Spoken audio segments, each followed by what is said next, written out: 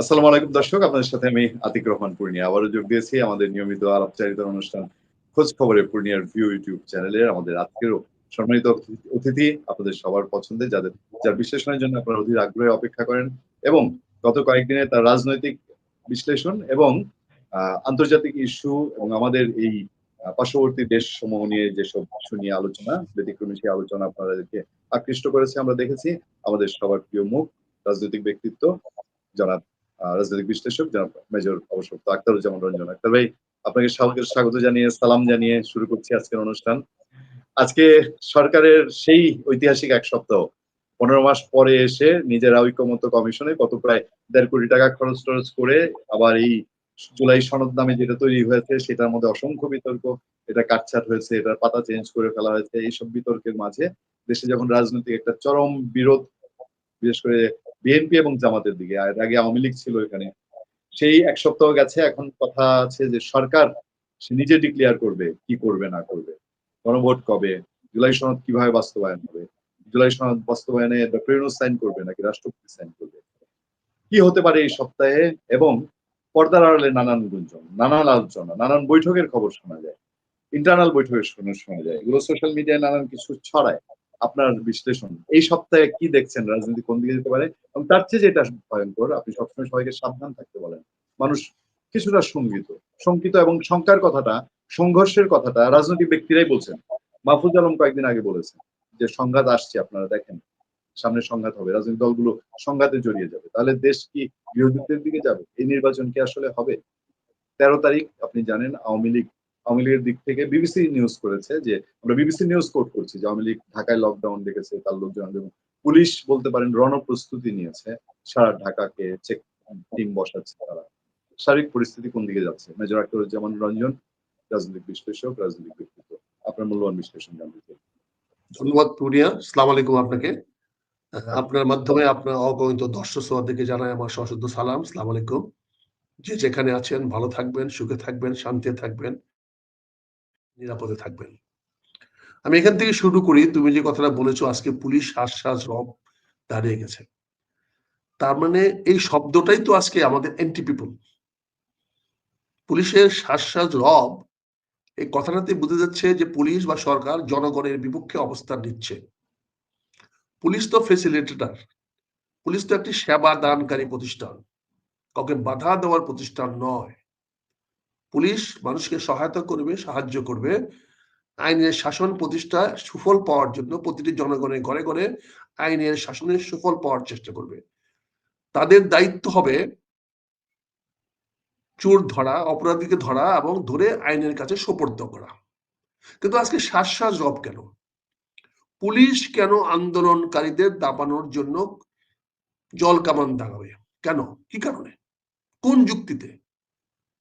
তার মানে কি তাদের দাবি করার অধিকার নাই? আর যদি তার দাবি করার অধিকার থাকে, তাহলে তাদেরকে কেন আপনি জল কামাল মারছেন? আমি প্রাথমিক শিক্ষকদের পক্ষে নই।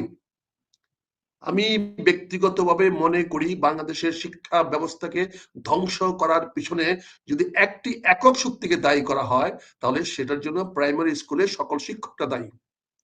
বিভিন্ন সময়ে বিভিন্ন সরকার চাপের মুখে তাদের চাকরিকে জাতীয়করণ করা হয়েছে, কিন্তু তারা জাতীয়করণ করে ভালো ভালো বেতন পাচ্ছে এবং অত্যন্ত উচ্চ বেতন পাচ্ছে। গ্রাম পর্যায়ে সবচেয়ে হাইয়েস্ট পে। একটি গ্রাম অযোগ্রাম প্রায় পাড়ায় একটি উচ্চ বেতন কর্মচারী বা কর্মকর্তা বা শিক্ষক হলেন প্রাথমিক বিদ্যালয়ের শিক্ষক, যে মাসের 1 তারিখে হাজার হাজার টাকা বেতন পায়, যেটা গ্রামের একটা বড় কৃষকও পায় না, বড় মহাজন মাসের পর মাস প্রতি মাসে এত টাকা আয় করতে পারে না। অথচ এই বেশিরভাগ শিক্ষকগুলো স্কুলে বাচ্চাদেরকে ঠিক মতো রীতিমতো পড়াশোনা করায় না, এমনকি তাদেরকে পড়াশোনা করানোর যোগ্যতাও তাদের নাই। তারা সেখানে সারাদিন আড্ডা মারে, বাচ্চাদেরকে কি যে পড়াচ্ছে তারা জানে না। তারা ওই বইটাতে কি ভুল আছে এইটাও তারা বলতে পারবে না। তাদেরকে সমাজ সকল ব্যবস্থা করে দিয়ে প্রাইমারি স্কুলে বাচ্চারা যায়, হইচই করে, হাল্লাগুলা করে। এই বাচ্চারা কি শিখলো, লিখতে পারলো কিনা, পড়তে পারলো কিনা, বলতে পারলো কিনা, তার কোনোটাই আমরা এদের কাছ থেকে পাই না। এই শিক্ষকগুলোকে আমি তাদের কোনো অবস্থাতে পক্ষে নয়। আমি তাদেরকে বরখাস্ত করতে বলবো, চাকরিতে বাদ দিতে বলবো, আমি তাদেরকে এই প্রাথমিক শিক্ষা ব্যবস্থাকে বিলুপ্ত করে দিতে বলবো, এই সকল শিক্ষকদেরকে বাদ দিতে বলবো। কিন্তু তারপরেও আমি বলবো শিক্ষকদের দাবি আদায়ের আন্দোলনে আপনাকে কি বলে লাঠি চার্জ করার কোনো অধিকার আপনাকে কেউ দেয় নাই। তাদের উপরে জল কামান দাগানোর অধিকার বাংলাদেশ সরকারকে কেউ দেয় নাই। নিজের ব্যর্থতা ঢাকার জন্য আপনি আপনার কাজটি করতে পারছেন না, আপনি শিক্ষকদেরকে মোটিভেট করতে পারছেন না, শিক্ষকদেরকে বুঝাইতে পারছেন না তারা সরকারি চাকরি করে তারা কি করে স্কুল ছেড়ে রাস্তায় আসতে পারলো। আপনার উপজেলা শিক্ষা অফিসার কি ঘন্টা বাজায়, ভ্যারান্ডা বাজে? আপনি টিওনো কি করে, ভ্যারান্ডা বাজে? কি করে প্রাইমারি স্কুলের শিক্ষক তার ক্লাসরুম ছেড়ে ঢাকা শহরে আসলো? আপনি সেখানে ধরলেন না, আপনি এখানে গেছেন জল কামান দাগাইতে, সাজ রব রব ধান্দাবাজি। এইগুলো কারণে তো আজকে আমরা এই সমস্ত বৈষম্য সৃষ্টি হচ্ছে। আপনি যে কাজ করার কথা সেই কাজ করেন না, না করে অন্য কাজ করেন। আমি প্রাথমিক শিক্ষা এই যে প্রচলিত শিক্ষা ব্যবস্থা আছে এগুলো বিলুপ্ত করে এপ্তা দিয়ে মাদ্রাসা করে দেন। এপ্তা দিয়ে মাদ্রাসা শিক্ষকরা অনেক বেশি নিবেদিত। দেখেন মাদ্রাসার ছেলেমেয়েরা আজকে অনেক বেশি শিক্ষিত। তারা একদিকে ধর্ম জানে, কোরআন জানে, নামাজ জানে, রোজা জানে, পাশাপাশি তারা আধুনিক শিক্ষা পায়। আর আমাদের প্রাইমারি স্কুলের ছাত্রদেরকে আপনারা কি যে বানাচ্ছেন, তারা না আল্লাহ চিনে, না খোদা চিনে, না নামাজ পড়তে পারে, না রোজা রাখতে পারে, না খেলাধুলা করতে পারে, না চিত্র আঁকতে পারে, না বিজ্ঞান জানে, কোনো কিছু জানে না। তারা ভাষা জানে না, অঙ্ক জানে না। এই প্রাইমারি শিক্ষকদেরকে আপনি নিয়ন্ত্রণ করতে পারলেন না। তারা সরকারি কর্মচারী হওয়ার পরেও তারা কি করে সাহস পাইল স্কুলের কম্পাউন্ডের বাইরে আসার? শিক্ষা উপদেষ্টা সাহেব সেমিনারে বসে বড় বড় কথা বলেন, প্রাথমিক শিক্ষা উপদেষ্টা আপনি সেমিনারে বলেন শিক্ষকরা অযৌক্তিক দাবি করতেছে। আমি আপনাকে জিজ্ঞাসা করতে চাই, আপনি কি ভ্যারান্ডা বাজতেছেন? আপনার শিক্ষকরা স্কুল থেকে বেরিয়ে চলে আসছে, আপনি কি করতেছেন? যদি একজন প্রধান উপদেষ্টা উচিত ছিল আপনাকে কান ধরে উঠবস করানো। অযোগ্য, অধর্ম আপনি। প্রাথমিক শিক্ষকরা স্কুল থেকে চলে আসছে, আজকে 7 দিন 8 দিন 10 দিন ধরে তারা স্কুল থেকে অনুপস্থিত থেকে ঢাকা শহরে ঘুরে বেড়াচ্ছে, আপনি সেটা দেখেন না, সেই ব্যবস্থা করতে পারেন না। আর আপনি এখানে সেমিনারে দাঁড়ায় বলতেছেন শিক্ষকদের দাবি অযৌক্তিক। ইডিয়েট। এই হলো আপনার অবস্থা। আপনি এখানে জল কামান বাড়াচ্ছেন, এখন শিক্ষকরা গেছেন। আপনি কেন বললেন না 24 ঘন্টা আলটিমেটাম দিয়ে কেন বললেন না তারা স্কুলে যাবে, ক্লাস করবে, যে বেতন দিচ্ছি এই বেতনে চাকরি করলে করো, না হলে চাকরি ছেড়ে দিয়ে চলে যাও? এই কথাটা কেন বলতে পারলেন না আপনি? শিক্ষা উপদেষ্টা মহোদয়, প্রাথমিক শিক্ষা উপদেষ্টা মহোদয়, কেন বলতে পারলেন না? এই সাহস নাই, এই হ্যাডম নাই, এই শক্তি নাই, আর বড় বড় কথা বলেন। আজকে সারা বাংলাদেশে প্রাথমিক বিদ্যালয়গুলোতে একটি স্কুল খুলে নাই, ক্লাস খুলে নাই। কতিপয় কিছু কিছু টিচাররা যদিও গেছে, কিন্তু বাকি সারা বাংলাদেশ শিক্ষা নেই। এই একটা দিন যে নষ্ট করলেন এর দায় কার? কে নিবে? আপনি পুলিশ দিয়ে দেশ শাসন করতে চান? আপনি আবার শেখ হাসিনার ভূত আপনার গাড়ি চুকেছে, আবার কথায় কথায় আপনি পুলিশ রাস্তা নামায় দেন, দলে দলে এখন পুলিশ নামায় দেন। প্রতিদিনের টেলিভিশনের একটা অসভ্য দেশে বাস করতেছি আমরা, আমাদের পুলিশ দিয়ে পিটান আপনি। পুলিশকে আপনি প্রয়োগ করেন, পুলিশ যে অপরাধ করছে তাকে ধরবে। পুলিশ কোনো কাজে বাধা দেওয়ার পুলিশকে? পুলিশ তো চৌকিদার না, পুলিশ তো সিকিউরিটি গার্ড না, পুলিশ আইন শৃঙ্খলা না। পুলিশ অপরাধীকে ধরবে। আপনি অন্য আইন শৃঙ্খলা রক্ষাকারী বাহিনী বানান, আপনি জল বিচুরি করে ফেলছেন। রব রব ব্যবস্থা। আজকে যদি এই পুলিশের এই জল কামানে বা বেতনে যদি একটি লোক মারা যেত, আপনি কি অবস্থা হইতো আজকে? স্বরাষ্ট্র উপদেষ্টা সাহেব, কি হতো আজকে যদি 2টা ছেলে মারা যেত, একটা মেয়ে মারা যেত? জল কামানে গুলিতে মারা যায় না? যদি আগেকার মতো এখানেও যদি থার্ড পার্টি যদি ফায়ার করতো তাহলে কি হতো? আজকে যদি এখানে সর্বনাশ করার জন্য যদি তৃতীয় কোনো ব্যক্তি যদি এখানে একটা গুলি করে দিত, একটা শিক্ষককে মেরে ফেলতো, তাহলে আপনি কি করে আজকে ঢাকা শহরে টিকে থাকতেন? কি করে আপনি সরকার টিকে থাকতো? আপনি রাষ্ট্রটাকে কি মনে করেন? এটা কি খেলুমছি খেলা? রাষ্ট্র নিয়ে খেললেন, আর সেমিনারে বক্তব্য দিবেন কেন? আপনি যদি এই ব্যাপারে কথা বলতে চান, আপনি আপনার অফিসে প্রেস কনফারেন্স ডেকে বলতে পারতেন না? আপনি গেছেন সেমিনারে অন্য বিষয়ে কথা বলতে, সেখানে কেন এই বিষয়টা নিয়ে বললেন, যেখানে আপনার সামনে শিক্ষকরা নাই? আপনি পারতেন না শিক্ষকদের সামনে গিয়ে দাঁড়ায় কথাটা বলতে? এই সাহস নাই, হ্যাডম নাই, আপনি মন্ত্রী উপদেষ্টা হয়েছেন। আপনি কেন শিক্ষকদের সামনে গিয়ে দাঁড়ায় বললেন না, আপনাদের যুক্তি মানা সম্ভব হবে না, আমি পারবো না, সরকার পারবে না। আচ্ছা, আপনাদের কাছে অনুরোধ করব, আপনারা স্কুলে ফিরে যান, লেখাপড়া শিখান। বাংলাদেশে আর্থিক সঙ্গতি হইলে, সুযোগ সুবিধা হইলে বা প্রয়োজন যদি আমরা মনে করি আপনাদেরকে এই পদগুলো দেওয়ার দরকার, তাহলে আমরা পরবর্তীতে চিন্তা করব, বিবেচনা করব। যেহেতু তাদের শিক্ষার মান নাই, যেখানে তাদেরকে আমার প্রাথমিক শিক্ষাটাকে ধ্বংস করে দিয়েছে, তাদেরকে আপনি হ্যান্ডেল করতে পারেন না, আবার রাজনৈতিক সবক দেন। কাজেই এইখান থেকে বলছি, শ্বাস রব দিয়ে হবে না। শেখ হাসিনা শ্বাস রব দিয়ে পারে নাই। যতক্ষণ পুলিশকে মানুষ ভয় পেয়েছে, ততক্ষণ পুলিশ খুব ক্ষমতাশীল। যেই পুলিশের বিরুদ্ধে মানুষ উল্টে গেছে, দাঁড়িয়ে গেছে, বাংলাদেশের মাটিতে পুলিশ 24 ঘন্টা টিকতে পারে নাই।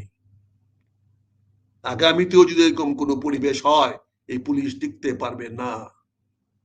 ইতিমধ্যে 1 বছর সেনাবাহিনীকে দিয়ে মানুষকে কোনো মতে শাসন করে গেছিলেন।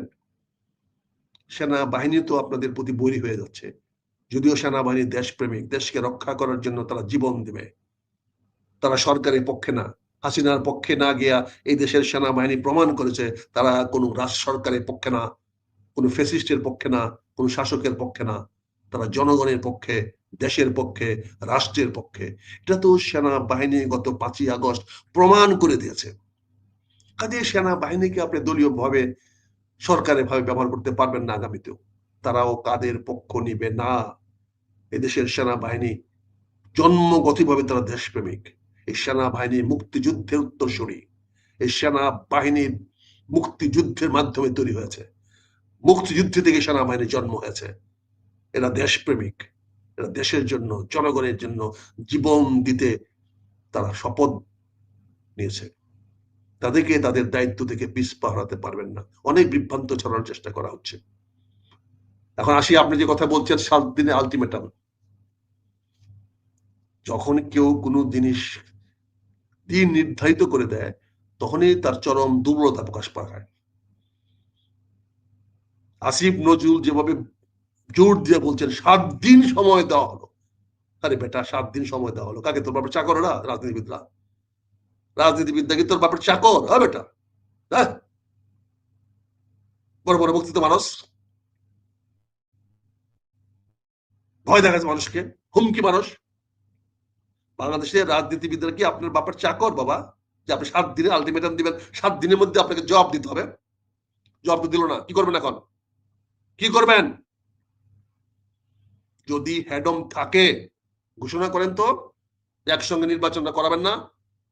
হ্যাডম যদি থাকে, আজকে আমি বলছি, ঘোষণা দেন দেখি যে জাতীয় নির্বাচন এবং ওই কি বলে ওই গণভোট একদিনে করাবেন না, আলাদা দিনে করাবেন। দেখি তো কত বড় হ্যাডম আছে, আপনি করান দেখি। তুমি গৃহযুদ্ধের কথা বলছো পুনিয়া, গৃহযুদ্ধ তো শুরু হয়ে গেছে। গৃহযুদ্ধ বাংলাদেশে শুরু হয়ে গেছে।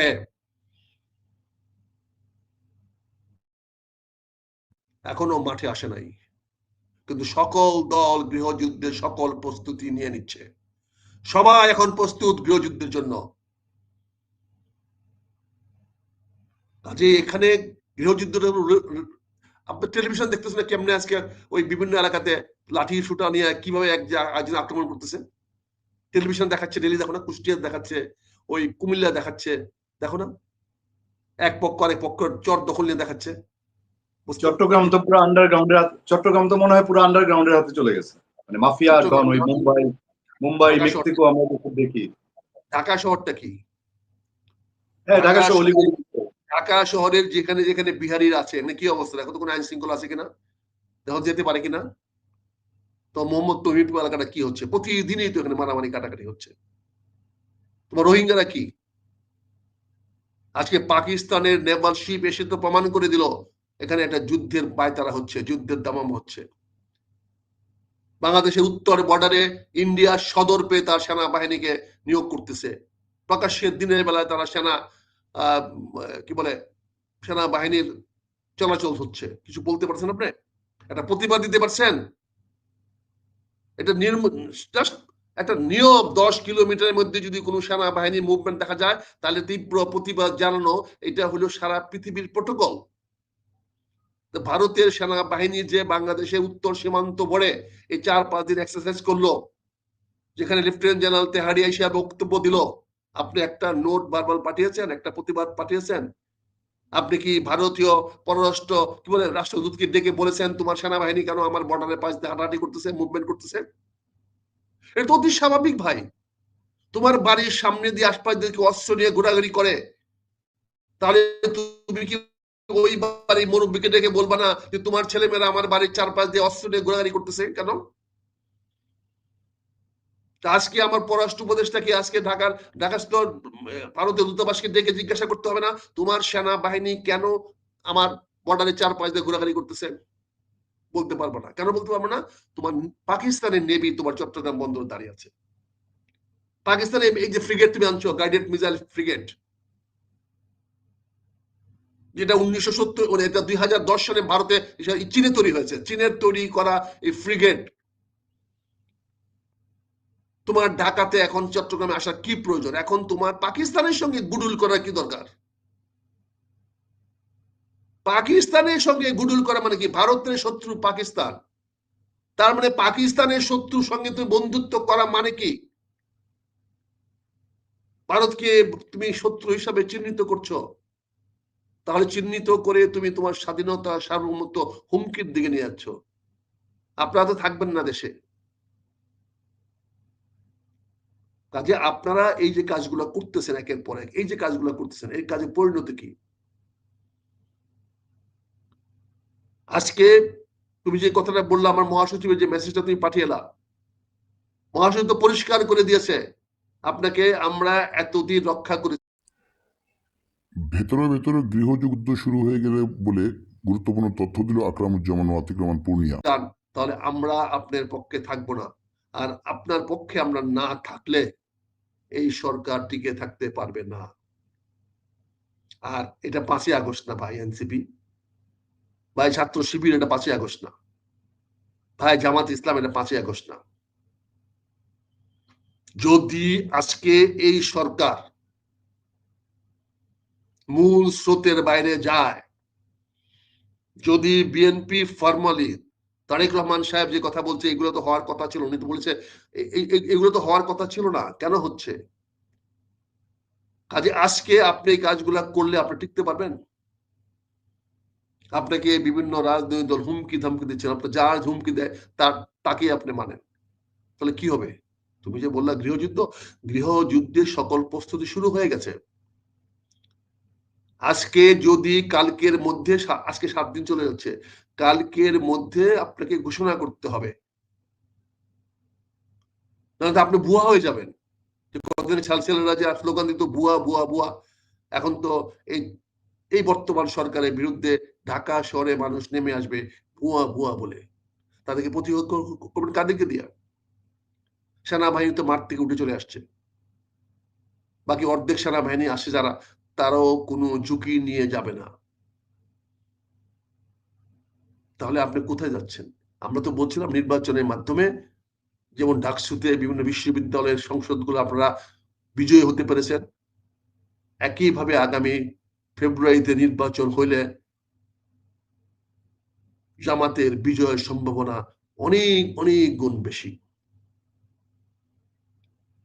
পরিষ্কার দেখা যাচ্ছে সারা বাংলাদেশে এই বিএনপি নমিনেশনের পরে যে সমস্ত অসন্তোষ দেখা দিয়েছে, সেখানে পরিষ্কার দেখা যাচ্ছে যে আস্তে আস্তে আস্তে আস্তে সব জামাতের দিকে লোক চলে যাচ্ছে, সকল ভোট জামাতের দিকে চলে যাচ্ছে। সেখানে যদি আজকে তাহের সাহেব আঙ্গুল বাঁকা করে ঘি তুলতে চান, তাহের সাহেব এই দম্ভ দেখানোর ঠিক হয়নি আপনার।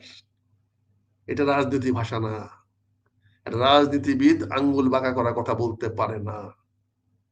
আপনি ইতিমধ্যে বাংলাদেশের মানচিত্র বদলে ফেলেছেন।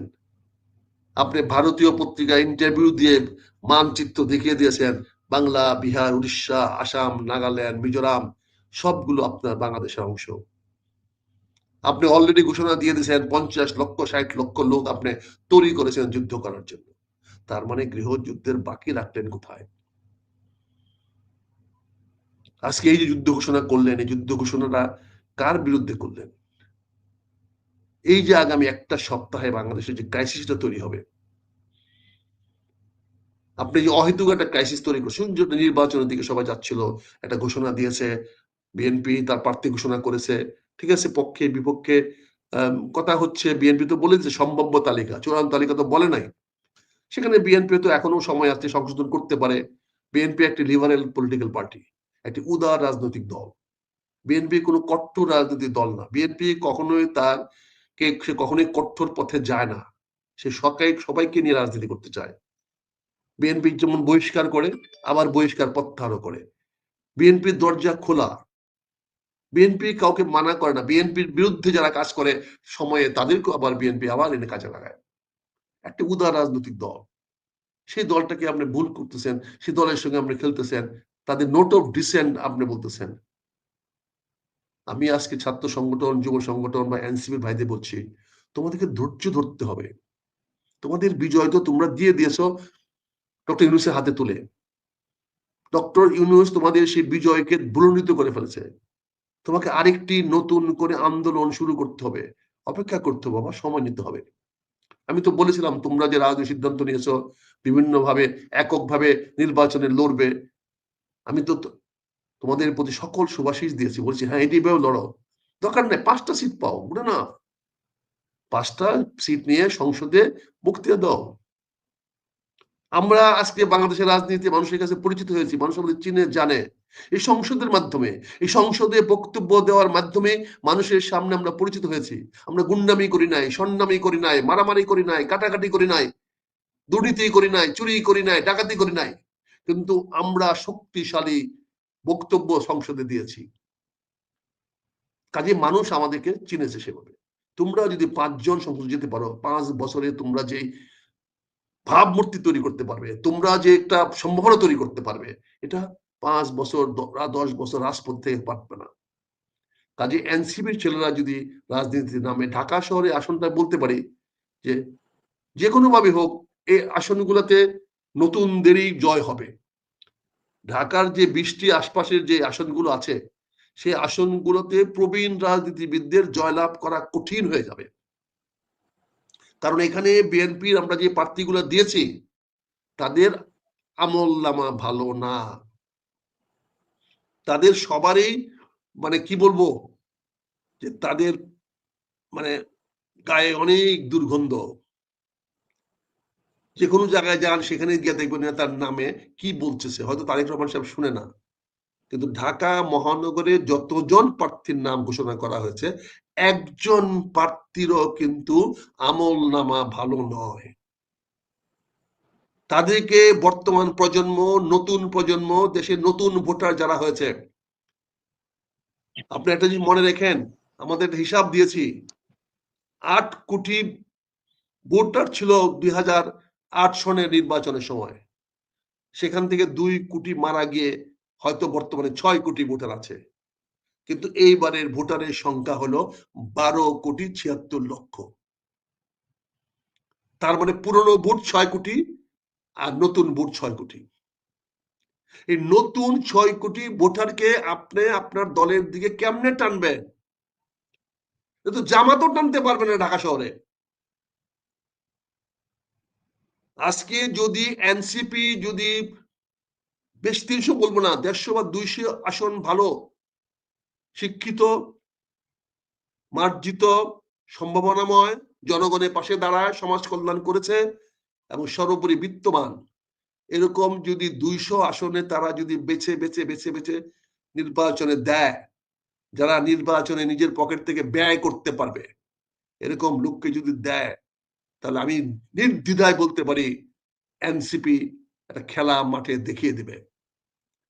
কিন্তু এনসিপি কে সেখানে অনেক প্রবীণকে নিতে হবে, অনেক বয়স্ক লোকদেরকে নিতে, 3টা ভাগে ভাগ করে, একটা ভাগে যদি 30-40 জন প্রবীণকে দেয়, যাদের দেখে মানুষ মনে করবে যে হ্যাঁ এরা যদি আসে দেশে একটা ভালো সরকার গঠন করতে পারবে।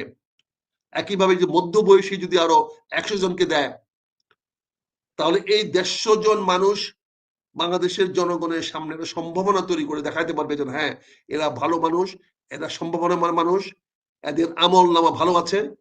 আর বাকি যদি 50 থেকে 100 নতুন এই বৈষম্য ছাত্র আন্দোলনের এনসিপি নেতাদেরকে দেন, সেখান থেকে হয়তো 5-7 জন 10 জন পাশ করবে।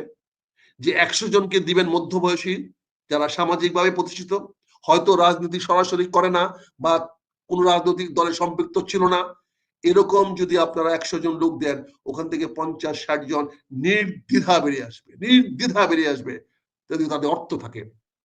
যদি পুরনো বিভিন্ন রাজনৈতিক দলের পরীক্ষিত যারা ছিল, সেখান থেকে যদি 50 জন লোককে দেন, সেখান থেকেও 20-25 জন বেরিয়ে আসবে। 25 জন বা 15 জন যদি বয়স্ক লোক আনেন, আর 40 থেকে 50 জন যদি মধ্যবয়সী, সমাজে রাষ্ট্রে যাদের অবদান আছে, যাদেরকে জনগণ পাশে পায়, তাহলে আপনি তো 75 থেকে 100 আসন পেয়ে গেলেন। আর বাকি আপনারা কিছু ম্যানেজ করেন 20-50 জন, আপনার তো বেশি দরকার না, 151টা সিট যথেষ্ট। 151 লাগে না, আমরা তো 142টা সিট পেয়েছিলাম 91 সনে। আমি আপনাকে একটা বলি, 91 সনে আমার একটা স্টাডি রিপোর্ট আছে। আসলে আপনি মনে করছেন যে এনসিপি এখনো ট্রাই করলে ওভাবে তরুণদের ট্রাই করবে না? আমি এটা বলছি, 1991 সনে আমাদের একটা নির্বাচনে আমাদের একটা ট্র্যাক রেকর্ড আছে। কিন্তু এনসিপি কোন আসন দিতে পারে?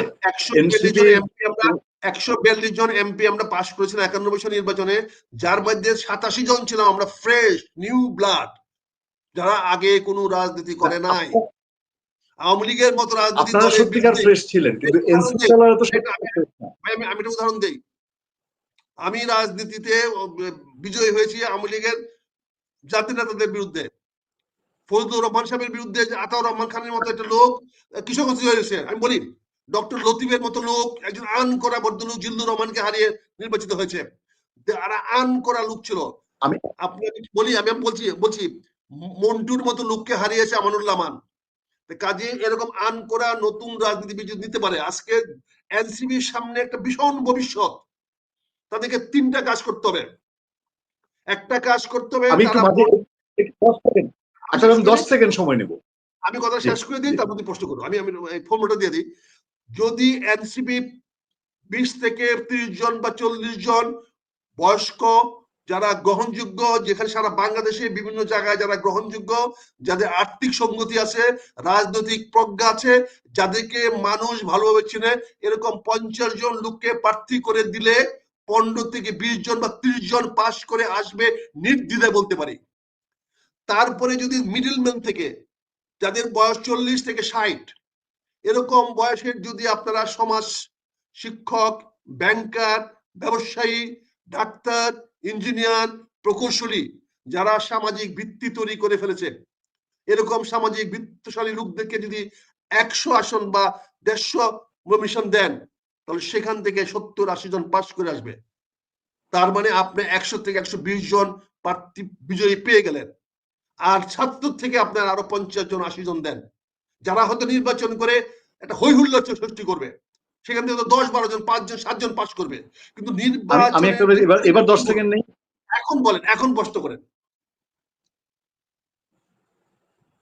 আমি এবার 10 সেকেন্ড সময় নেই আপনার। সেটা হলো, আমি শুধু বলবো যে আপনি যেই বয়সে, তরুণ বয়সে আপনি এমপি হয়েছিলেন, আপনি কোটিপতি হয়ে এমপি হন নাই। রাজনীতিতে পাড়া দিয়েই কোটিপতি হয়ে এমপি হন নাই, এমপি হয়ে আপনি কোটিপতি হন নাই। আর এখন যাদেরকে নিয়ে আপনি স্বপ্নের কথা বলছেন, তারা রাজনীতিতে পাড়া দিয়েই একটা মেটিকুলাস ডিজাইনের একটা পার্ট হিসাবে এসেই তারা সবাই কোটিপতি 1 বছরের মধ্যে। তাদের গায়ের পাঞ্জাবি চেঞ্জ হয়ে গেছে, 200 টাকার টি শার্ট এখন 20,000 টাকার শার্ট হয়েছে, যেটা আমি আপনি কল্পনা করি না।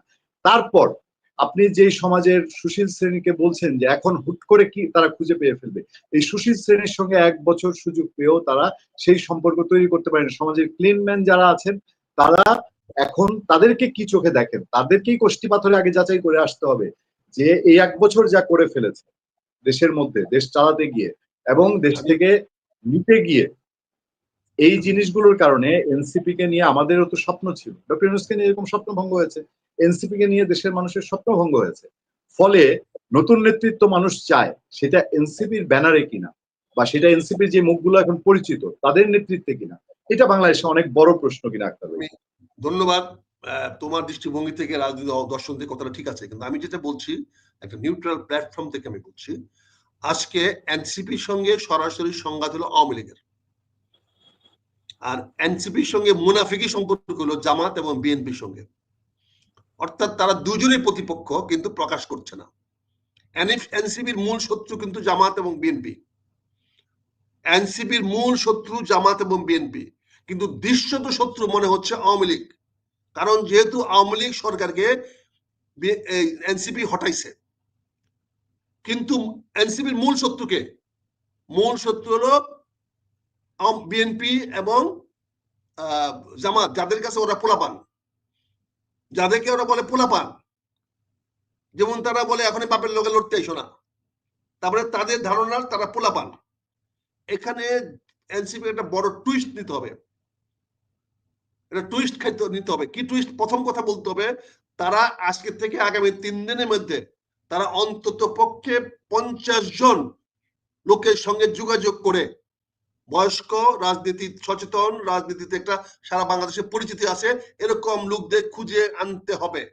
দরকার পড়ে অন্য পার্টি, যেমন এখন সুযোগ করে দিয়েছে বিএনপি, প্রচুর বিএনপি নেতাদেরকে নমিনেশন থেকে বঞ্চিত করা হয়েছে, যারা পটেনশিয়াল, যারা নির্বাচনে জয়লাভ করার মতো ক্ষমতা এবং সুবিধা রাখে, তারা যোগ্যতা আছে, আর্থিক সঙ্গতি আছে, যারা নির্বাচিত হওয়ার সুযোগ আছে, এরকম প্রায় 150, 200, 300 লোককে বিএনপি নির্বাচনে মাঠ থেকে ছুড়ে ফেলে দিয়েছে। এবং এই প্রতিবাদ হওয়ার মাধ্যমে এখানে জিনিসটা, বিভেদটা আরো বেড়ে গেছে। ফলে এখানে একটা বিশাল একটা সংখ্যাকে কাছে এনসিপি যেতে পারে, গিয়ে তাদেরকে নিতে পারে। দ্বিতীয়ত, এখানে যদি ত্রিমুখী লড়াই হয়, তাহলে মূল লড়াইটা হবে জামাত এবং বিএনপির মধ্যে। সেখানে সুযোগ, অ্যাডভান্টেজটা পাবে এনসিপি। কারণ যে নতুন প্রজন্ম 6 কোটি ভোটার তৈরি হয়েছে, তারা আমাদের মতো বুড়াকে, পচা লোককে দিবে না। তারা আমাদেরকে দেখেছে গত 40 বছর, 50 বছর, তারা আমাদেরকে পছন্দ করে না। আপনার এলাকার একজন কমেন্ট করেছে, আপনার এলাকার একজন কমেন্ট করেছে যে এনসিপির কেউ আক্তার ভাইয়ের বাড়িতে এসেছিল। আমার বাড়িতে আজ পর্যন্ত কেউ আসে না এনসিপি, কারোর সঙ্গে আমার দেখা হয় নাই। আমি শুধু আজ থেকে 1 বছর আগে আমি একদিন সার্জিসকে লিফট দিয়েছিলাম, রাস্তা থেকে উঠে তাকে তার এই ইয়ার বাড়িতে, ওই ছেলেটা কিনাম যে সভাপতি, তার বাসায় নামায় দিয়ে আসছিলাম। এছাড়া আমি এদের সঙ্গে কোনো সম্পর্ক নাই, সেটা বলছি না। আমি কোনো ব্যক্তির সাথে কথা বলি না, আমার নিজের ধান্দায় কথা বলি না, আমি আর যে কথাটা বাস্তবতা সেটা চেষ্টা করি। এখানে কি হয়েছে, এই যে বিএনপি থেকে যে 200 নেতা ছিটকে গেল,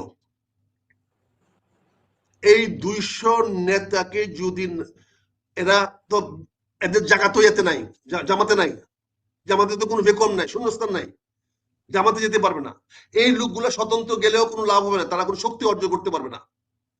তাদেরকে যদি এনসিপি যদি আনতে না পারে, তাহলে এটা এনসিপি দুর্ভাগ্য হবে, রাজনীতিতে টুইস্ট লাগবে।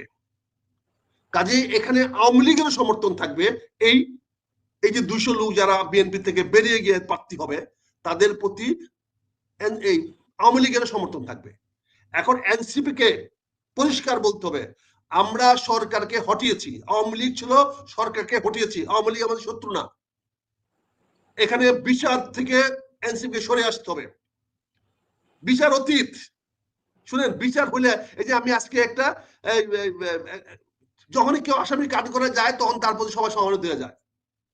লতিফ সিদ্দিকী ভালো হয়ে গেছে, এখন জেলখানায় গেছে, ভালো হয়ে গেছে, কিন্তু তাদের যে কৃতকর্মগুলো সব ভুলে গেছে। আজকে আইবি রহমানকে জেল থেকে বের করে নিয়ে আসছে, ভালো হয়ে গেছে। কেন আইবি রহমান কি ভালো মানুষ ছিল? নারায়ণগঞ্জে মানুষকে অতিষ্ঠ হয়ে যায় আইবি রহমানের অত্যাচারে? ভালো মানুষ ছিল, কিন্তু জেলখানায় গেলে সবাই ভালো হয়ে যায়।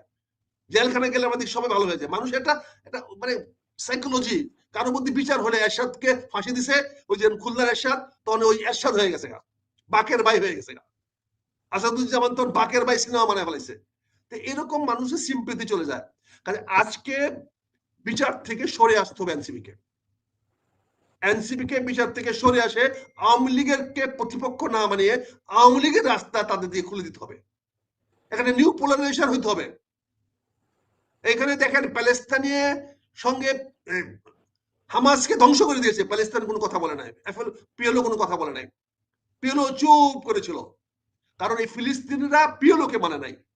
ইলেকটেড গভর্নমেন্ট, তারা একটা সরকার গঠন করতে পারে না ফিলিস্তিনিতে, 2টা সরকার গঠন করতে হয়েছে। সেখানে হামাসকে ধ্বংস করা পর্যন্ত পিএলও কোনো কথা বলে নাই, প্যালেস্তাইনিয়ান গভর্নমেন্ট কোনো কথা বলে নাই। আচ্ছা আক্তার ভাই, আমি তবে আপনি আপনার প্রসঙ্গে আপনার পক্ষ থেকে সরে যাবো। আপনি যেহেতু ওই বিএনপির নমিনেশন বঞ্চিতদের কথা বলছেন, আমরা দেখলাম যে সারা দেশেই বিএনপির মনোনয়ন বঞ্চিতদের নিয়ে আজকেও দেখলাম ঢাকা ভাঙ্গা হাইওয়ে অবরোধ হয়েছে। আপনার নিজের জেলা কিশোরগঞ্জে আমরা নানান রকম গুঞ্জন শুনি যে কিশোরগঞ্জে বিএনপি নমিনেশন দিয়েছে, বাট যারা পায়নি তারা কিন্তু একটা আসনেও আমি শুনি না যে একেবারে নিজেরা সদ্যোগী হয়ে যিনি পেয়েছে তাকে সমর্থন করছে বা মাঠে নেমে গেছে, বরঞ্চ ওইখানে কিশোরগঞ্জের জামাতে ইসলামী প্রার্থীকে বিএনপি যারা মনোনয়ন বঞ্চিত হয়েছে তারা সমর্থন করছে বলে গুঞ্জন শোনা যায় বিভিন্ন আসনে। আপনিও নিশ্চয়ই শুনেন।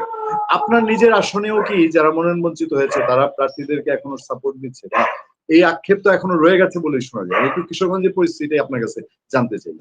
তারা মৌখিকভাবে যারা দল করে তারা সমর্থন দিচ্ছে, কারণ যারা দল করে দলের প্রতি তাদের আনুগত্য থাকতে হবে। যেমন আমি এখন পর্যন্ত সিদ্ধান্ত নিতে পারি না কি করব, কারণ আমি তো বারবার বিএনপিতে বঞ্চিত হওয়ার পরে, বহিষ্কৃত হওয়ার পরেও বিএনপির বাইরে যাই নাই। যেমন আমি এখন বহিষ্কৃত, আমার তো বিএনপির পরিচয়, আমি এখন যে কোনো জায়গায় যেতে পারি, আমি স্বতন্ত্র নির্বাচন করতে পারি, জামাতে যেতে পারি, এনসিপি যেতে পারি, আমি এখন ওই হেফাজতে যেতে পারি, আমি খেলাফতে কাছে যেতে পারি, আমি ওই এবি পার্টির কাছে যেতে পারি, কারণ আমি তো, আমার তো কোনো না, আমি তো ভাসমান, আমার তো কোনো এখন ঠিকানা নাই, আমাকে তো বিএনপিতে বের করে দিয়েছে, আমি বহিষ্কৃত। কিন্তু তারপরেও কিন্তু আমি সিদ্ধান্ত নিতে পারি নাই। আজকে এখনো আমার প্রতিদিন 100-150 টেলিফোন আসতেছে, বিভিন্ন এলাকা থেকে দাবি আসতেছে, আমি বলছি নো, ধৈর্য ধরেন, ধৈর্য ধরেন, কারণ আমি তো কাউকে বলতে পারি না বিএনপির লোককে দলের বিরুদ্ধে যান। কিন্তু জনগণ তো প্রস্তুতি নিয়ে নিচ্ছে যে এই নমিনেশন যারা যারা পেয়েছে তাদের পক্ষে থাকবে না, এটা তো জনগণ সিদ্ধান্ত নিয়ে নিচ্ছে। তো এটা নিয়ে নিলে কোথায় যাবে? আলটিমেটলি জামাতের কাছে চলে যাবে। কাজেই এখানে ধরেন জামাতের ছাড়া তো অন্য কোনো দলের যাওয়ার জায়গা নাই। কাজে যারা বঞ্চিত হবে তারা কি করবে? তারা তো জামাতে যেতে পারবে না, কারণ জামাত তো ফিল আপ, জামাতে 300 প্রার্থী আগের থেকেই কাজ করতেছে, জামাত তো তার প্রার্থী এখন বদলাবে না, তাহলে তারও তো একটা কমিটমেন্ট নষ্ট হয়ে যাবে। তার যে কর্মীটাকে এতদিন তৈরি করে নিয়ে আসছে তাকে কি করে বলবে না তোমাকে নমিনেশন দিব না? এখন সে তো সময় দিয়েছে, অর্থ দিয়েছে, সে তো কষ্ট করেছে গত 1 বছর, তার এলাকায় কাম কাজ করেছে। কাজে যারা বঞ্চিত হয়েছে তাদেরকে এখন জামাতে যাওয়ার সুযোগ নাই। স্বতন্ত্র দাঁড়াইতে গেলে স্বতন্ত্র তো একটা বিচ্ছিন্ন শক্তি, হয়তো 2-4-5 জন কোথাও কোথাও পাশ করে আসবে, কিন্তু 100-র বেশি লোক পাশ করা সম্ভব যদি তারা একটা কোনো প্ল্যাটফর্মে আসতে পারে। যদি তারা এমনকি জামাতের প্ল্যাটফর্মে যদি 100 বঞ্চিত লোকেরা বিএনপির যায় তাহলে তারা পাশ করে আসবে। আমরা অতীতে দেখেছি, 91 সালে আমরা দেখেছি আওয়ামী লীগের অনেক বঞ্চিত লোকেরা বিএনপিতে এসে নমিনেশন নিয়েছে। আমরা দেখেছি এম কে আনোয়ার আওয়ামী লীগের কাছে নমিনেশন চেয়ে বিএনপিতে এসে নমিনেশন নিয়েছে, আমরা দেখেছি। কাজেই এটা সম্ভব। এখন এনসিপি কে সিদ্ধান্ত নিতে হবে। এনসিপি যদি তাদের অবস্থানটাকে পরিষ্কার করে, তারা যদি আবার যদি এন্টি আওয়ামী লীগ না হয়ে তারা যদি ফেসিস্ট এন্টি ফেসিস্ট থাকে, তারা যদি বলে তোমাদেরকে ক্ষমতাচ্যুত করেছি, যা হয়েছে হয়েছে, চলো আমরা এখন আবার দেশটাকে ভালো করি, তোমরাও তোবা কাটো আমরাও করি, চলো আমরা মিলে যাই। হুবাইদা চুক্তি কথা ভুলে যান না। হযরত মুহাম্মদ সাল্লাল্লাহু আলাইহি ওয়াসাল্লাম মক্কা জয়ের পরে মক্কার মানুষকে হত্যা করে নাই, মক্কার মানুষের বিচার করে নাই, তিনি চুক্তি করে চলে গেছেন হজ না করে। ওই বছর হজ না করে উনি মদিনায় ফেরত চলে গেছেন। ওর থেকে শিক্ষা নেন। খালি মুসলমান খালি নাম কাস্তে বললে হবে না। এখানে মুসলমানের 2টি অংশ আছে, একটি হলো আপনার আধ্যাত্মিক, মৃত্যুর পরে কি হবে, আর একটা হলো জাগতিক, পৃথিবীতে কিভাবে থাকবেন, সুন্দর করবেন। কাজে যারা আধ্যাত্মিক চিন্তা করেন ঠিক আছে, আধ্যাত্মিক করেন, নামাজ রোজা হজ জাকাত দিয়ে থাকেন। আর যারা জাগতিক, যারা দেশ সমাজ পরিবার মানুষ চেনে পাবেন, তাদেরকে হযরত মুহাম্মদ সাল্লাল্লাহু আলাইহি ওয়াসাল্লামের সে হুবাইদা চুক্তির মধ্যে আসতে হবে। সেখানে দেখতে হবে যে চুক্তিটার মাহাত্ম্য কি ছিল। উনি মক্কা বিজয়ের পরে উনি কিন্তু কাফেরদেরকে হত্যা করে নাই, কাফেরদেরকে বিচার করে নাই, বিচারের জন্য গো ধরে নাই, কিন্তু সকল কাফেররাই ইসলামের কাছে সারেন্ডার করেছে। আজকে এনসিপি যদি তার অবস্থান থেকে সরে আসতে পারে, যদি এনসিপি বলে আমাদের দায়িত্ব ছিল ফেসিবাদ সরকার হটানো, শেখ হাসিনা ক্ষমতাচ্যুত করা আমরা করেছি, উই আর গুড এনাফ, আমরা এখন বৈষম্যহীন সমাজ ব্যবস্থা করতে চাই, একটা রাষ্ট্র ব্যবস্থা করতে চাই, সবার দ্বার উন্মুক্ত, আপনারা যে যেখানে ছিলেন অতীতে কে কি করেছেন এটা আমাদের জানার দরকার নাই, আসেন আমরা নতুন বাংলাদেশ গঠন করি, নতুন করে বাংলাদেশ গঠন করি, বাংলাদেশটাকে আমরা আবার সামনের দিকে এগিয়ে নিয়ে যায়, তাদের একটি আহ্বান দিতে হবে যে আসেন আমরা অতীতকে ভুলে গিয়ে যে যা করেছেন লেটস ফরগেট এন্ড ফরগিভ, চলেন এগুলো ভুলে যাই, ক্ষমা করে দেই, দেশকে আমরা সামনের দিকে এগিয়ে নিয়ে যাই, আমরা বৈষম্যহীন সমাজ ব্যবস্থা, বৈষম্যহীন বাংলাদেশ গড়ার জন্য তুলি।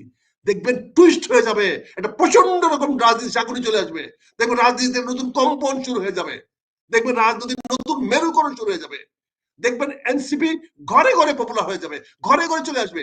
এনসিপি কে আওয়ামী লীগ ঝাঁকে ঝাঁকে এনসিপিতে যোগদান করবে, কারণ এনসিপির জামাতের পক্ষে হোক চরম শত্রু এনসিপি, কিন্তু এনসিপির সঙ্গে আদর্শিক কোনো দ্বন্দ্ব নাই, এনসিপির সঙ্গে আওয়ামী লীগের আদর্শিক কোনো দ্বন্দ্ব নাই, কিন্তু জামাতের সঙ্গে আদর্শিক দ্বন্দ্ব আছে, বিএনপির সঙ্গে আদর্শিক দ্বন্দ্ব আছে, এখানে বিএনপির সঙ্গে আদর্শিক দ্বন্দ্ব আছে।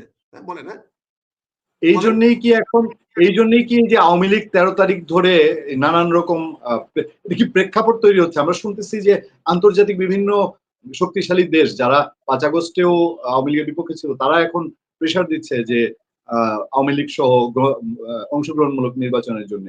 সেটা কি এখন এই যে 13 নভেম্বর ধরে আমরা ইন্টারন্যাশনাল মিডিয়ায় নিউজ হচ্ছে, বিবিসি নিউজ করছে যে পুলিশের যে প্রস্তুতি, এই বিষয়গুলো কি তাহলে রাজনীতির পার্ট, অন্তর্মহলে কোনো আলাপ আলোচনার পার্ট এগুলো?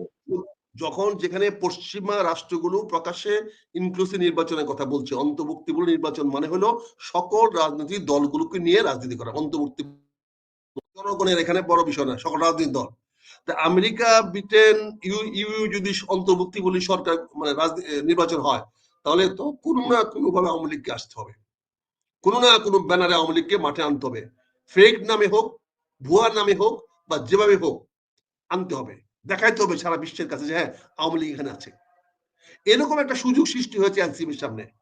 এনসিবি যদি রাজনীতিটা রাজনৈতিক ভাবে খেলতে পারে, তারা যে বৈষম্য আন্দোলন করেছে, তারা কিন্তু একবারও বলে নাই যে আমরা সরকারের বিরুদ্ধে আন্দোলন করছি, আমরা আন্দোলন করছি বৈষম্য দূর করার জন্য, মুক্তিযুদ্ধের কোটা বন্ধ করার জন্য। সে আন্দোলনটা যখন পোক্ত হয়েছে, আন্দোলন যখন ম্যাচিউর হয়েছে, আন্দোলনটা যখন তুঙ্গে এসে উঠেছে, তখন তারা এক দফার দাবি তুলে এনেছে।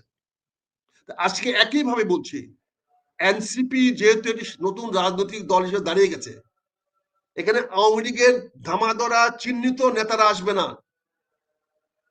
আওয়ামী লীগের পদাধিকারী লোকেরা আসবে না, কিন্তু এনসিপি যদি একটা সাধারণ ক্ষমা ঘোষণা করে যদি বলে আমরা ইনক্লুসিভ পপুলেশন নিয়ে, জনগণকে নিয়ে, সবাইকে নিয়ে রাজনীতি করতে চাই, সবাইকে রাজনীতি করার অর্থ শুধু আওয়ামী লীগকে নিয়ে নয়, তাদের ডাকটা হবে আমরা সবাইকে নিয়ে এক প্ল্যাটফর্ম রাজনীতি করতে চাই, সেখানে বিএনপি আসতে পারে, জামাত আসতে পারে, সেখানে আওয়ামী লীগ আসতে পারে।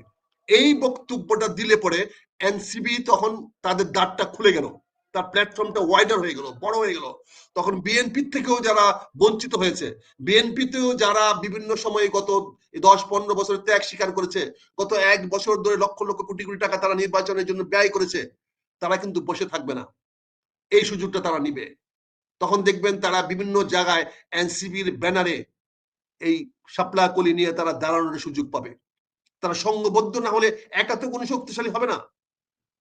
তখন দেখবেন, এবং যদি আওয়ামী লীগের প্রতি একটা গ্রিন সিগন্যাল দেয় যে তোমাদের বিচার নিয়ে আমরা আর আগাবো না, তোমাদেরকে নিয়ে আমরা যা হয়েছে হয়েছে, যাও, আমরা হুবাইদা চুক্তি অনুযায়ী তোমাদের ক্ষমা করে দিয়েছি, ক্ষমা মহত্বের লক্ষণ, ক্ষমা করে দিয়েছি, তখন দেখবেন আওয়ামী লীগের ওই অংশটা নির্বাচনে যারা করতে চায়, নির্বাচনে যারা এলাকায় এখনো যাদের প্রভাব আছে, এখনো যাদের প্রতিপত্তি আছে, আওয়ামী লীগের এখনো অনেক নেতা আছে যারা হয়তো কলঙ্কিত এত বেশি হয় নাই, তারাও চলে আসতে পারে। জামাতেরও তখন একটা বেকায়দা পড়ে যাবে, একটা চ্যালেঞ্জের মুখে পড়ে যাবে। যারা বাংলাদেশে জিহাদ করতে চায়, যারা ফান্ডামেন্টালিজম করতে চায়, যারা সন্ত্রাস সৃষ্টি করতে চায়, তারাও বেকায়দায় পড়ে যাবে, এবং নির্বাচনটা একটা গতিশীল দিকে যাবে, একটা সুন্দরের দিকে যাবে, এবং সরকার তখন সে নির্বাচনে জনগণকে সম্পৃক্ত করতে সহজ হবে। এটা আমার ধারণা, আমি বলি না যে আমি সঠিক, এটা আমি তোমাকে সুযোগ পেলাম বললাম। এখানে এনসিপি কে একটা পলিটিক্স টুইস্ট আনতে হবে। আসলে আমি আবারও যে জাতীয় অনুষ্ঠান শুরু করেছিলাম, আমরা প্রায় শেষ প্রান্তের দিকে, আবারও সেই জায়গায় আপনার মতামত চেয়ে শেষ করব। এই যে বলছেন যে আগামীকাল সরকারকে কিছু একটা ঘোষণা করতে হবে, আবার আপনি বলছেন যে রাজনৈতিক দলগুলোর মধ্যে যে অবস্থা, এটা আসলে একটা সংঘাতের পরিস্থিতি, তাদের দিকে তো কোনো মিনিমাইজের কোনো সিচুয়েশন নাই। এই অবস্থা চলতে থাকলে নির্বাচন আগামী মাসে এই সময়ে তফসিল ঘোষণা হয়ে যাওয়ার কথা, অলরেডি যদি ফেব্রুয়ারিতে নির্বাচন করতে হয়, তাহলে সেই নির্বাচন কতটা আসলে হতে যাচ্ছে বা আমরা কতটা আস্থা করবো? আমি আমি আপনাকে বলি ভাই, নির্বাচন ফেব্রুয়ারি মাসে হবে, এই ব্যাপারে নিয়ে মাথা ব্যথা কোনো ঝামেলা লাভ নাই। কিন্তু যেটা আগামীকালকে হতে পারে সেটা হচ্ছে যে সরকারের সামনে দুইটা পথ খোলা। একটি হলো একটি আলাদা তারিখ নির্ধারণ করে গণভোটের তারিখ নির্ধারণ করে দেওয়া, সেইটা সরকার কতটুকু করাতে পারবে এটা সরকার তার প্রস্তুতি নিয়ে দেখবে, বুঝবে। কারণ ইতিমধ্যেই সরকার এই যে দুইটা ঘটনা পুলিশকে ঢাকা শহরে করিয়ে পুলিশকে কলঙ্কিত করে দিয়েছে। একটি হলো শিক্ষকদের উপর লাঠিচার্জ, কাঁদুনে গ্যাস এবং জল কামান ব্যবহার করেছে। আরেকটি আজকে করেছে যে হচ্ছে বিসিএস পরীক্ষা দেওয়ার ছাত্রদেরকে জন্য। এদের তো কাঁদুনে গ্যাস দেওয়া দরকার নাই। এরা যেহেতু রাজপথের নামছে পরীক্ষা তারিখ পিছানোর জন্য, তাদেরকে বলে দেওয়া হলে তোমরা ডিসকোয়ালিফাইড, এই বছরের জন্য তোমরা বিসিএস ডিসকোয়ালিফাইড। কারণ সরকারি চাকরি করে সরকারের উপর চাপ সৃষ্টি করতে পারো না তোমাদের পরীক্ষার ডেট পরিবর্তন করার জন্য। তোমরা চাকরি করতে আসবা, পরীক্ষা দিবা, সেজন্য তোমাদের ডেট পরিবর্তন করতে হবে, মামার বাড়ি আবদার। অতএব তোমাদেরকে তোমাদের পরীক্ষা বাতিল করে দেওয়া হলো, অথবা বলে দেওয়া হলো যারা যারা পরীক্ষা দেওয়ার আইসো, যারা আসবে না আইসো না। আর এখন রাস্তাঘাটে চিল্লাচিল্লি করলে জনগণ তোমাদের পিটাবে। জনগণের উপর ছেড়ে দিতেন, কিন্তু পুলিশকে আজকে কলঙ্কিত করলেন। পুলিশকে যাও একটু প্রস্তুতি নিয়ে আসছিল পুলিশ, দিলেন। তারপরে পুলিশকে নতুন ড্রেস দিবেন 15 তারিখে, তার মানে পুলিশকে দায়ী করে দিলেন। পুলিশকে চিরদিনের জন্য দায়ী করে দিলেন যে পুলিশ একদিন আওয়ামী শক্তি ছিল, আওয়ামী পুলিশ ছিল।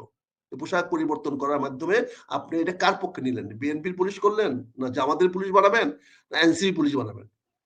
জনগণের পুলিশ তো হবে না কোনোদিনে এইভাবে, সেই সংস্কার তো দেন নাই। কাজে তোমাকে যে কথাটা বলছি ভাইয়া, রাজনীতি রাজনীতিভাবে করতে হবে। এখানে আগামীকালকে এই সরকারের পক্ষে হয় তারিখ ঘোষণা করতে হবে আলাদা, যদি হ্যাডম থাকে, শক্তি থাকে, আর না হলে একই দিনে নির্বাচনের সঙ্গে এই গণভোট হবে। এবং এটা হইলে সবাই জন্য ভালো হবে, মঙ্গল হবে। এবং দেখবেন ওই চিল্লাচিল্লি করে শেষ পর্যন্ত সবাই মেনে যাবে। এখন আর কারো হ্যাডম নাই এই ঢাকা শহরের ডাইকি আইন না ওই নির্বাচন আন্দোলন করা, এতে কেউ আসবে না, পোলা মনে বেরিয়ে আসবে না, বেরিয়ে আসার কোনো সুযোগ নাই। কাজেই এটা পরীক্ষাটা কালকেই হয়ে যাবে।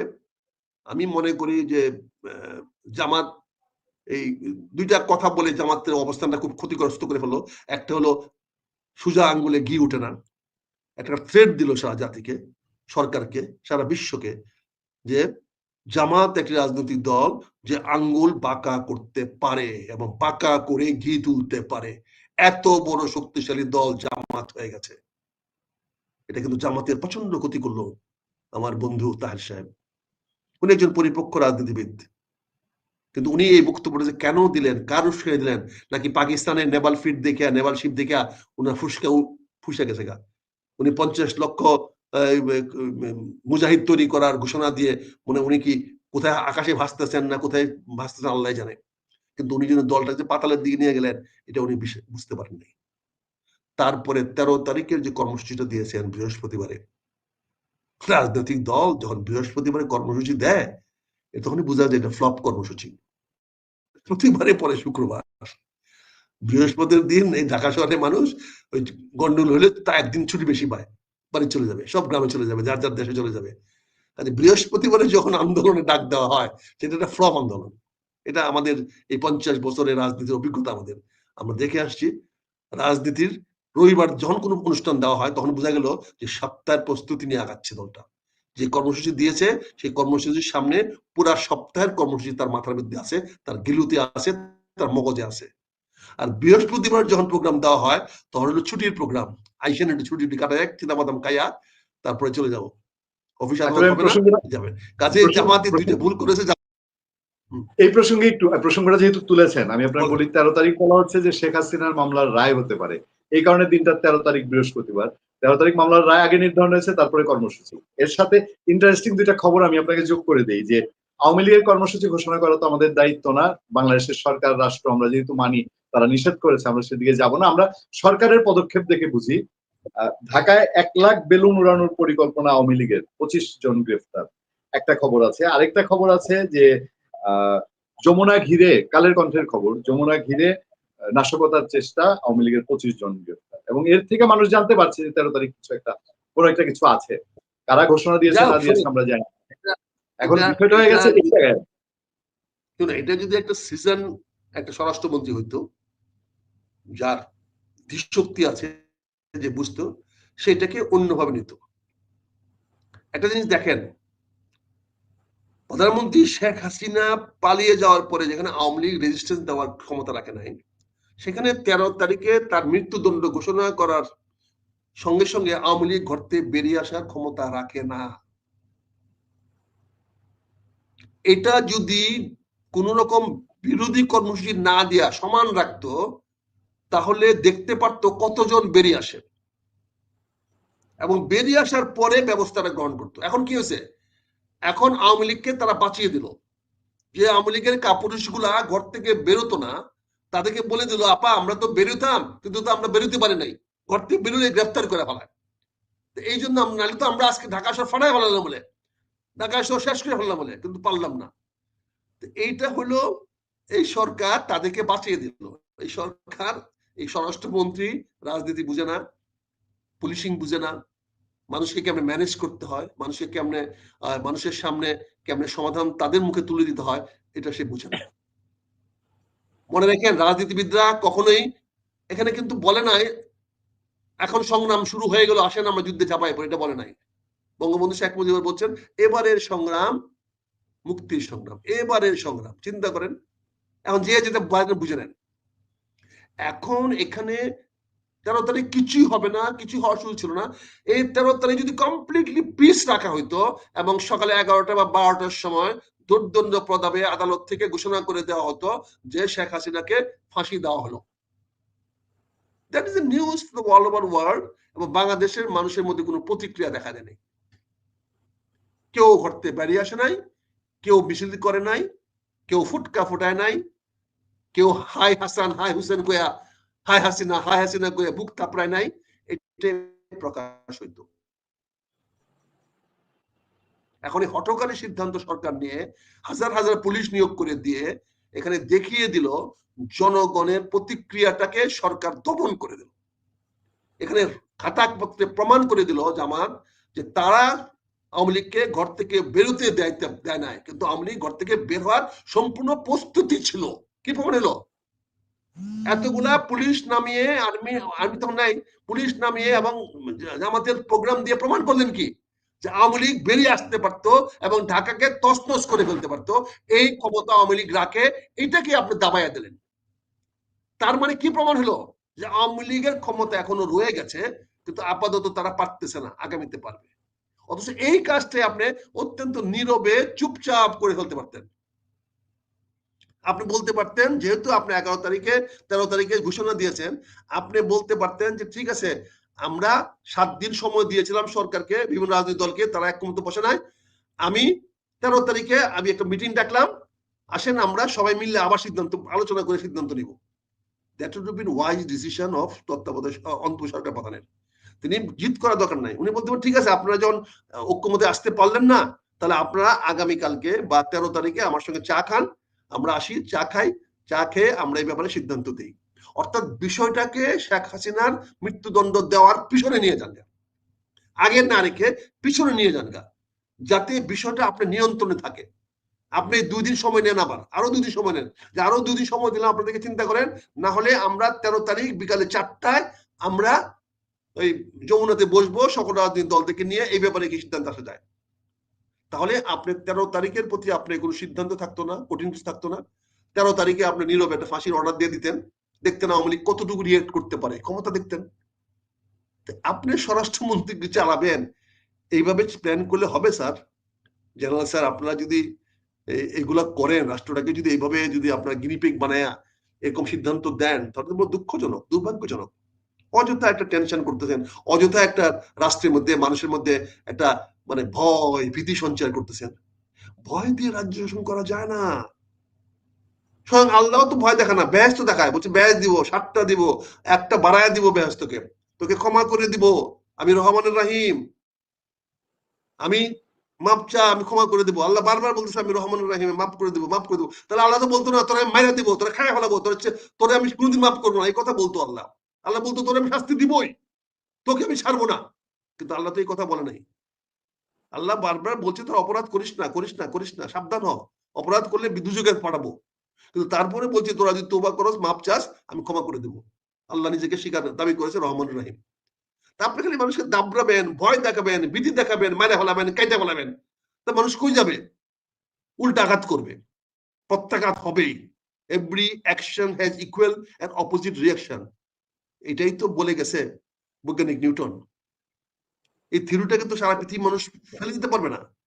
কাজে আপনি মানুষকে আপন করার চেষ্টা করেন, মানুষের হাতে ছেড়ে দেন সিদ্ধান্তগুলো, মানুষ সিদ্ধান্ত নিবে। কাজে এই সমস্ত করে লাভ নাই।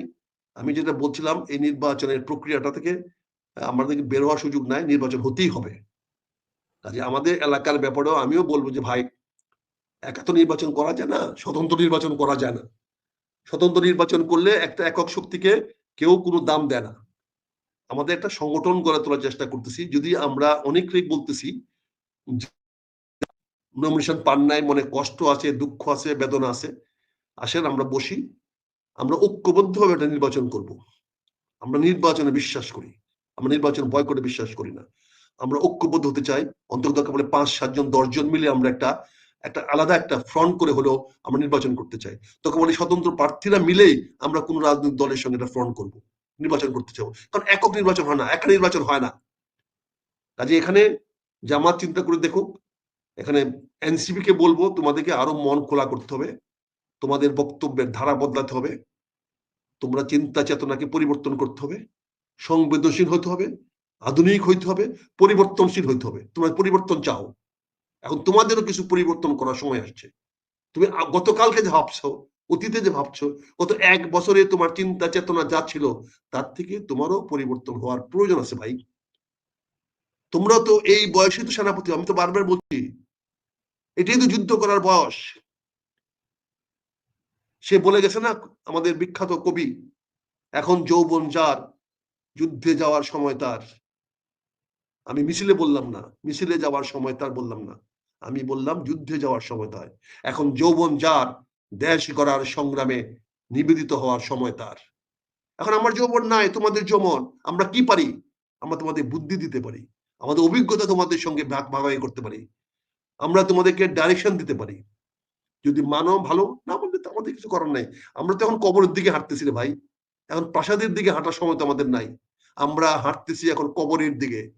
আমার এখন কবরটা কোথায় হবে সেটা প্রতিদিন একবার করে আলোচনা হয়। ঢাকায় কবর দেবা না বাড়িতে কবর দেবা, দেশে নিয়ে যাবা কষ্ট করে, নাকি ঢাকায় এখানে কোথাও আজিমপুর টাজিমপুর কোথাও বা আর্মির কবরস্থানে ফেলায় দেবা, এটা আলোচনা করি। এখন কোনটা বাড়ি বানাবো না কিনা, গুলশান বাড়ি করবো কিনা, বাড়ি ধারা করবো কিনা, এই আলোচনা এখন করি না। এই আলোচনার সময় চলে গেছে, প্রাসাদ বানানোর সময় আমাদের এখন নাই। কিন্তু আমরা তোমাদের সঙ্গে আমাদের অভিজ্ঞতা ভাগাভাগি করতে চাই, আমরা তোমাদেরকে সঠিক পথে পরিচালনা করার চেষ্টা করতে চাই। আমরা এই দেশটাকে ভালোবাসি, এই দেশটা আমাদের, এই দেশটার জন্য আমরা যুদ্ধ করেছি, দেশটা ধ্বংস হওয়ার জন্য নয়। এই দেশটাকে আমরা শুধু পাকিস্তানকে মুক্ত করি নাই, আমরা ভারতের কাছ থেকে মুক্ত করেছি। আমরা স্বাধীন সার্বভৌম বাংলাদেশ করেছি, আমরা স্বাধীন সার্বভৌম বাংলাদেশ রক্ষা করতে চাই। তার জন্য যুদ্ধ যার বিরুদ্ধে করতে হয় আমরা করতে প্রস্তুত। আর এই তরুণরা, তোমরা পরিবর্তনশীল হও, পরিবর্তন আমরাও চাই।